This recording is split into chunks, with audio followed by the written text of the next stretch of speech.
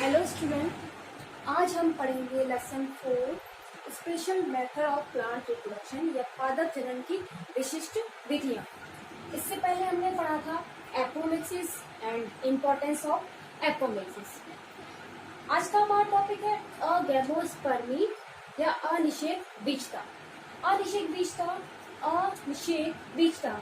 अगर हम इस सबको अलग अलग करें, अ यानी बिना, निषेक यानी कि निषेचन के, बीजता यानी कि बीज का निर्माण होना, यानी कि पादप जनन की ऐसी विशिष्ट विधि जिसमें बिना निषेचन के या बिना युग्मकों के संलयन के बीज का निर्माण होता है, तो हम उसका कहते हैं अनिषेक बीजता कहते हैं या अगैमोस्पर्मी कहते हैं। अब हम इंग्लिश पर देखते हैं। A means absent, gamos fusion of gametes यानी कि गैमेट्स का जो फ्यूजन होता है, निषेचन होता है वो। स्पर्मा यानी सीड यानी कि बिना फर्टिलाइजेशन के, बिना गैमेट्स के संलयन के, फ्यूजन के किसका फॉर्मेशन होना, सीड का फॉर्मेशन होना, इसी को हम क्या कहते हैं अगैमोस्पर्मी। अगैमोस्पर्मी जो होती है उसके अगर हम वापस से डेफिनेशन देखें तो देखना, जब बीज का निर्माण बीजांड की किसी भी कोशिका से बिना निषेचन के होता है, यानी कि जब बीजांड होता है उसे किसी भी कोशिका से बीज का निर्माण हो जाता है, तो उसे हम अनिषेक बीजता कहते हैं। अनिषेक जनन से प्राप्त बीज जो होता है वो हमेशा कैसा होता है, डिप्लॉयड होता है, तब मात्र पादप के समान ही लक्षण लिए होता है। यानी कि जब बीज बनेगा वो हमेशा कैसा होगा, 2n होगा। देखो बच्चों 2n क्यों हुआ, क्योंकि यहाँ पे गैमेट्स जब फॉर्मेशन होता है तब असूत्री विभाजन होता है, तो गैमेट का फॉर्मेशन नहीं हुआ। तो जो मात्र पादप जो पहले द्विगुणित था, जो मदर प्लांट जैसा डिप्लॉयड था, वैसे ही उसके जो आने वाली पीढ़ी होगी, जो हमें नया प्लांट मिलेगा, जो सीड मिलेंगे, वो भी कैसे होंगे, डिप्लॉयड होंगे। इस तरह से अब अनिषेक बीजता जो है या अगैमोस्पर्मी जो है उसकी कुछ कैरेक्टर्स में बताना चाह रही हूँ ताकि आपको और अच्छे से समझ में आ जाए। तो इसके कुछ कैरेक्टर्स कुछ इस तरह से है कि एक तो इसमें फर्टिलाइजेशन नहीं होता है, यानी कि बिना फर्टिलाइजेशन के ही इसका फिर निर्माण होता है सीड का फॉर्मेशन। हमने लैंगिक जनन में देखा था कि सीड फॉर्मेशन के से पहले फर्टिलाइजेशन होता है, जाइगोट बनता है, फिर एम्ब्रियो बनता है और जो ओव्यूल की बाहर के अध्यारों होते हैं वो सीड को बनाते हैं। पर यहाँ पे जो बीजांड होता है उसके किसी भी अनिषेचित पार्ट से, है ना, कोई भी अनफर्टिलाइज पार्ट जो है वो किस में बदल जाएगा, बिना फर्टिलाइजेशन के ही वो किस में बदल गया, सीड में बदल गया, विदाउट फर्टिलाइजेशन। विदाउट फर्टिलाइजेशन तो बिना फर्टिलाइजेशन के ही वो सीड में बदल जाता है, तो हम इसे अनिषेक बीजता कहते हैं। नेक्स्ट कैरेक्टर है इसका असेक्सुअल रिप्रोडक्शन। ये एक तरह से मेथड है अलैंगिक जनन का, असेक्सुअल रिप्रोडक्शन का। सीड फॉर्म विदाउट फर्टिलाइजेशन, कि बिना फर्टिलाइजेशन के ही सीड का फॉर्मेशन हो गया, फर्टिलाइजेशन का प्रोसेस नहीं हुआ। एपोमिक्टिक एम्ब्रियो, जो नया एम्ब्रियो जो बनेगा सीड के अंदर बिना फर्टिलाइजेशन के, हम उसे क्या कहते हैं, एपोमिक्टिक। देखो एपोमिक्टिक वर्ड मैंने इसलिए यूज किया क्योंकि that is also type of apomixis. ये वैसे ही एपोमिक्सिस के जैसा ही है, या एपोमिक्सिस का टाइप ही है। तो एपोमिक्टिक जो एम्ब्रियो बिना फर्टिलाइजेशन के होता है, बिना गैमेट के फ्यूजन के जब एम्ब्रियो बनता है, हम उसे एपोमिक्टिक एम्ब्रियो कहते हैं। और जो ओव्यूल के अंदर जो बना वो कैसा होता है, अनफर्टिलाइज्ड। जो एम्ब्रियो बना वो अनफर्टिलाइज्ड जो ओव्यूल के अंदर बनता है, बिना निषेचित अंडक जो होता है उसके अंदर बनता है। नेक्स्ट है हमारा पार्थेनोकार्पी।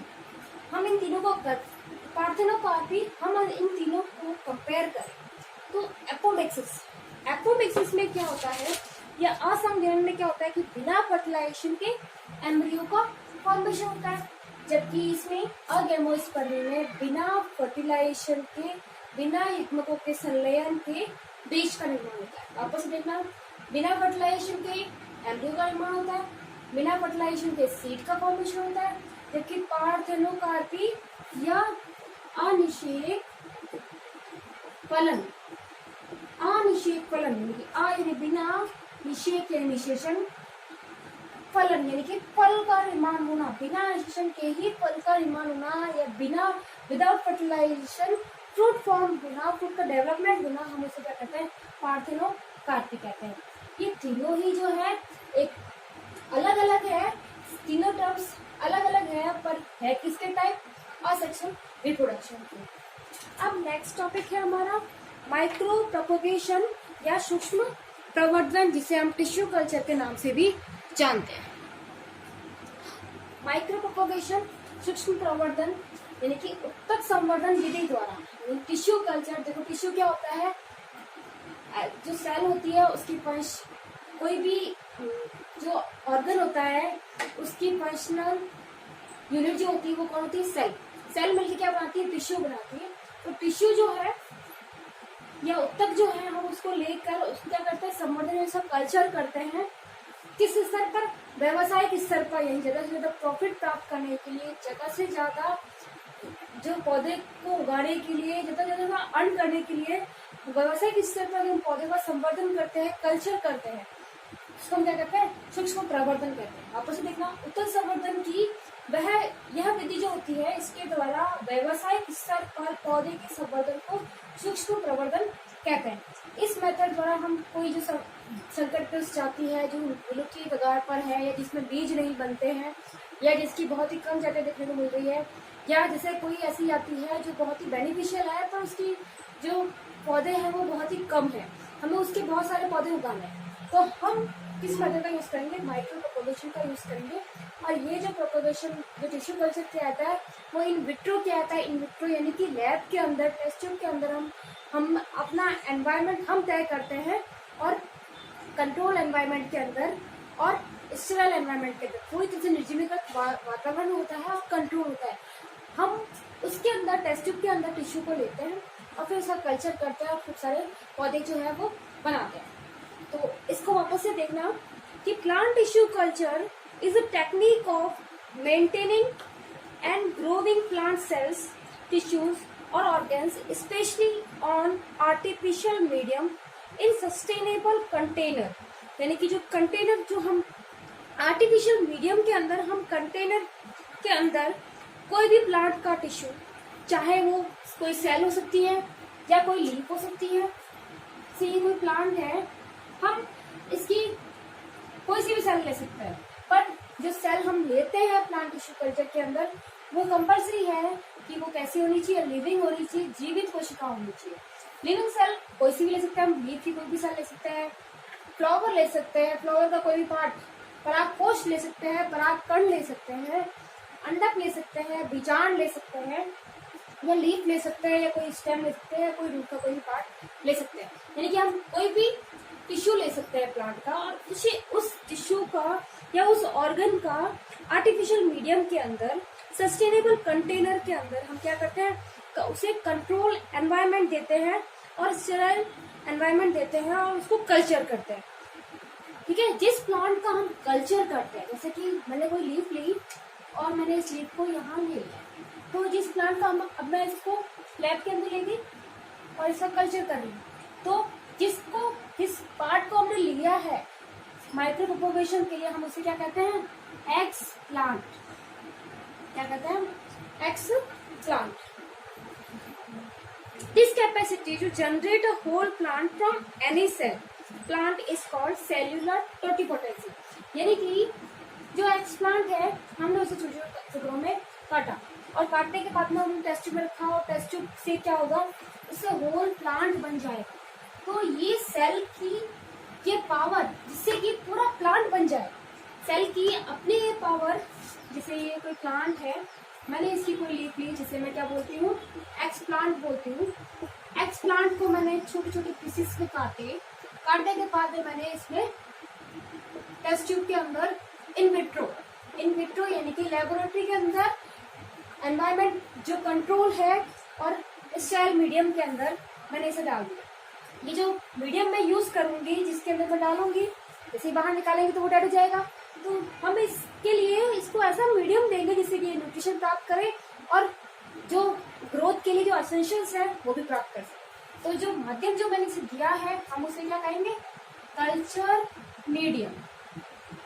अब ये कल्चर मीडियम जो मैं दिया अधिकतर जो है अगर जेल अगर एक एल्गी है जो म्यूकसी होती है, थोड़ी सी लसलसी होती है, और उसका यूज किया जाता है कल्चर मीडियम बनाने के लिए।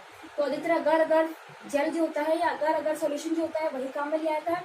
अब कल्चर मीडियम में डालने के बाद ये कहाँ रखा हमने, इन विट्रो कल्चर मीडियम में हमने डाल दिया एक्सप्लांट को।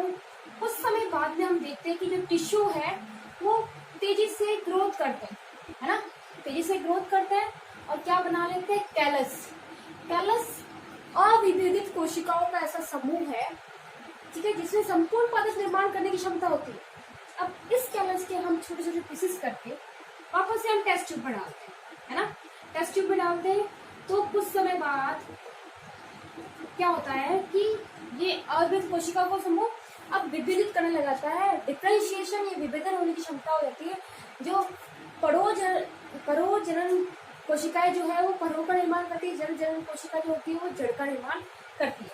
तो जो है छोटे छोटे पादप जो है, या इसे हम क्या बोलते हैं, पादपक या प्लांटलेट, टेस्ट ट्यूब के अंदर छोटे छोटे प्लांटलेट्स जो है वो बनने लग जाते हैं।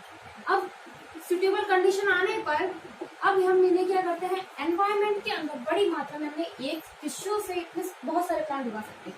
तो एनवायरनमेंट में हमने सुटेबल कंडीशन देख के अकॉर्डिंग सेट करके और फिर उनको कहाँ डाल दिया, मिट्टी में डाल दिया, खूब सारे जो है पौधे लगा दिए। जैसे कि ऑर्किड है, गुलदाउदी है, उनमें इस तरह से ज़्यादा से ज़्यादा प्रोडक्शन प्राप्त करने के लिए इसी तरह से माइक्रो प्रोपगेशन टेक्निक यूज की जाती है। तो कोई भी सेल जिसमें कि पूरे प्लांट को निर्माण करने की क्षमता होती है उसे हम क्या कहते हैं, टोटिपोटेंसी। ये लक्षण जो होता है वो अधिकतर किसमें पाया जाता है, केवल प्लांट्स में ज्यादा पाया जाता है, एनिमल्स में पाया जाता है, पर बहुत ही कम स्तर पर पाया जाता है। तो टोटिपोटेंसी क्या है कि कोशिकाओं का वह गुण, है ना, कोशिकाओं का वह गुण जिससे हमने प्राप्त की है वैसा का वैसा हुबहू बना ले या उसका क्लोन बना ले, उसे हम क्या कहते हैं, टोटिपोटेंसी कहते हैं। वापस से समझना, capacity to generate a whole plant from any cell, कोई भी सेल से पूरा प्लांट बन जाता है, या होल सेल और plant is called cellular totipotency. अब फादर ऑफ टिश्यू कल्चर जो है वो कौन है, हेबरलैंड। फादर जो है इसे कौन है, हेबरलैंड। इनको फादर ऑफ टिश्यू कल्चर कहा गया है या माइक्रो प्रोपगेशन का फादर कहा गया है। इस विधि द्वारा रोग मुक्त आर्थिक रूप से महत्वपूर्ण पादप जैसे कि ऑर्किड, गुलदाउदी आदि पादपों का बृहद स्तर पर उत्पादन सफलतापूर्वक किया जा सकता है।